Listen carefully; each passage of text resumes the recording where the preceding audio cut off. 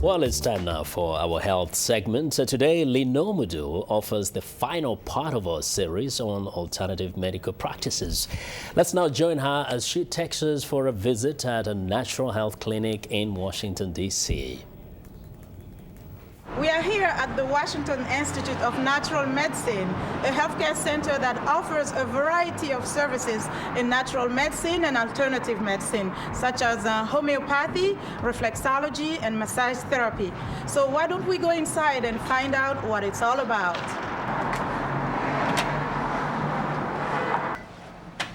Hi, how are you? I'm Linord. I'm Shirley. The doctor's ready to see you. Great, thank you. We have room number 1 here where we do natural health care exams. Dr. Victoria Goldstein is the director of the Washington Institute of Natural Medicine. She first gives us a quick tour of the facility. And in room 4, we have a massage table set up for massage. The Washington Institute of Natural Medicine also includes a room for acupuncture and colon hydrotherapy. Many patients visit the institute just for specific services such as massages and acupuncture. Many others undergo a natural health exam for a more precise diagnostic and treatment option. The exam includes, among other things, a pulse study, a visual exam, and sometimes a homeopathic constitutional evaluation. This is a mapping of the face based on Chinese observation. And the theory is what occurs on the face tells us about what's going on inside the body. This is called kinesiology, and it helps me see how the electricity is running through your body.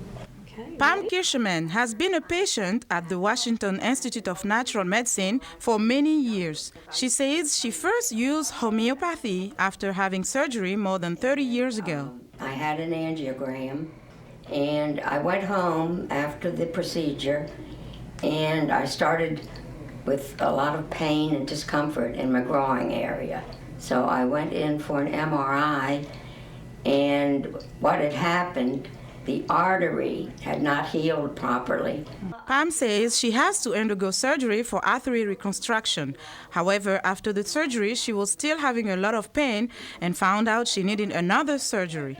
And I said, no, I do not want corrective surgery to correct the corrective surgery. I said, enough is enough. And that's when I came to Dr. Goldstein, and she recommended a lymph luquescence, which I took for about 3 weeks. The pain went away, and the bruising went away, and I did not have to have the surgery. Pam says she has been using homeopathic medicine since then and has been very pleased. Dr. Goldstein says homeopathy is becoming more popular in the United States. 30 years ago, it was unusual, and people gave me a hard time. But here we are, in 2011, and many years later, and it's becoming much more accepted in the U.S. Dr. Goldstein describes homeopathy as... I call it an herb in a special form because the plant, mineral, the animal product, anything that occurs naturally that you can think of is mixed with water and alcohol, and they shake it up, which is called succussion. And they repeat this over and over again, and it intensifies the power of the plant or the natural substance, but eliminates side effects. And it's amazingly a powerful natural remedy. She says most of her patients are female, however, men do visit the institute as well. She says patients come in with a variety of illnesses. Dr. Goldstein says, although she is seeing some very good results with homeopathy and alternative medicine, she does not deny the role of conventional medicine. There are cases where some people do need to take their conventional drugs. We wanted to learn more about another service offered at the Institute, Reiki. It is a Japanese technique that seeks to restore order to the body. It is based on the belief that unbalanced energy in the body can lead to stress and illnesses. Dr. David Wright is a Reiki and chakra master. There's an organization of energetic organs or functions within the body that are called chakras. And each one of them governs a certain set of organs and functions within the body, as well as an emotional and mental characteristic of that person. Almost like an electrical circuit, you go on from one side to the other, and you channel the energy between the hands through the body. And what that does is increase the vibrational pattern within the body. Dr. Wright says Reiki is a great maintenance treatment for overall good health. We always are having some kind of energetic contraction. You know, in essence, the word dis-ease is really an indication of the opposite of ease. And the ease relates to the easy flow of life force, whether that be, metabolically and or energetically. And they are connected. There's a direct correlation between the two. I decided to take a chance and try Reiki. That's the primary energy core. And there are secondary energy cores throughout the body. And the second chakra is here, and that also needs a little bit of energy. This has to do with the power within the body, the sense of identity within the self. My sense is yours is quite strong. We will then begin to channel the energy through my body, and you might actually even begin to feel it. It'll feel like a stirring almost. And what I'm doing is think about the river. I'm just warming up the river, okay? And as we do that, the energy begins to flow again. Now this is the traditional Reiki approach. You will probably feel heat and maybe a little tingling. And what I'm now doing is balancing this position and a few other positions that will follow, are balancing the metabolic processes within the brain. And Dr. Smith says the duration of a treatment course of Reiki depends on the needs of each patient. As for homeopathy, Dr. Victoria Goldstein says one of its advantages is that it can be easily combined with conventional drug treatments. And Vincent? That's wonderful. Now, I saw you lying there on that bench. Can you share with us how the experience was?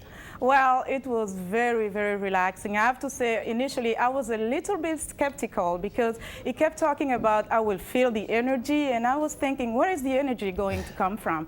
But when he started to put his hand, and I felt something strange inside my body, something moving, I felt some heat, and I felt a sense of deep relaxation. I almost fell asleep, but I managed to stay awake.